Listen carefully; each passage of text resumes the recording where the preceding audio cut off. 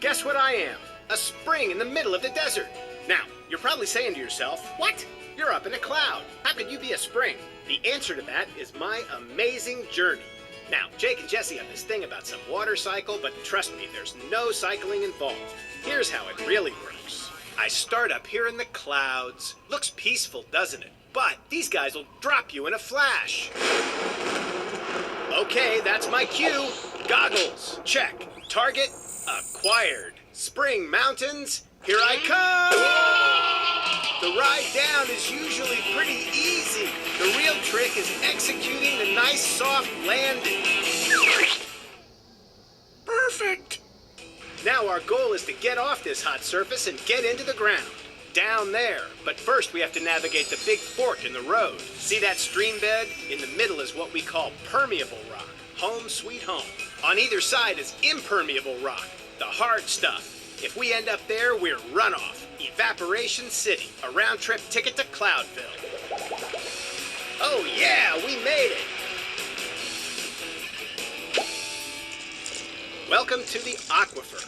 Big layers of rock and sand, and lots of little spaces that let me soak through. And at the bottom, more impermeable rock. Can't get through, but it's okay. It gives me a place to chill, settle in for a while. But pressure's building. Something's gotta give. There it is, a fault in the earth. Now, it usually takes several thousand years for this to happen, but once it does, going up. Woo-hoo! What should people do if they're caught in a flood? Well, if there's a flooded intersection or roadway, they should not drive into that flooded area. It only takes a few inches of water to float a car and have it be swept away. You need to turn around and go in the other direction or find an alternate route if the area in front of you is flooded. So would you say that it's a good idea that if you don't know what to do and the flood is there or there's a big warning, that maybe you should just pull over to the side of the road and wait a while?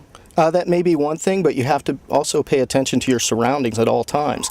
The area may be close by that's flooding, but if the rain continues to come down, your area may be impacted. So it's a constant monitoring of your situation. If you're going to pull over to the side of the road, a lot of folks do that during severe rain events because they just don't want to drive, in severe rain.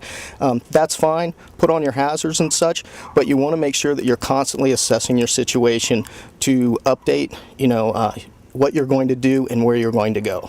Explain so we can kind of visualize what it is like once there is this deluge of rain that comes down and what happens to the ground here in Las Vegas. Water just tends to flow along the path of least resistance, and that's where these washes come into play. These have been established over thousands of years, and the water flows into those channels. So to be safe, you want to make sure that you're not in those channels when we have severe weather events. You mentioned washes. What are they exactly?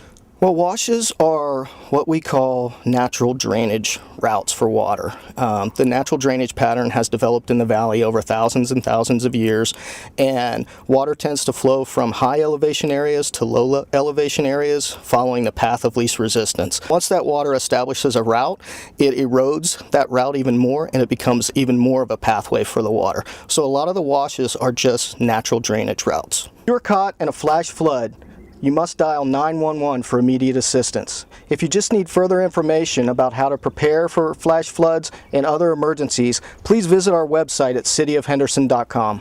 Be prepared than sorry. Helen Lieblein, SCATV, Anthem Alive.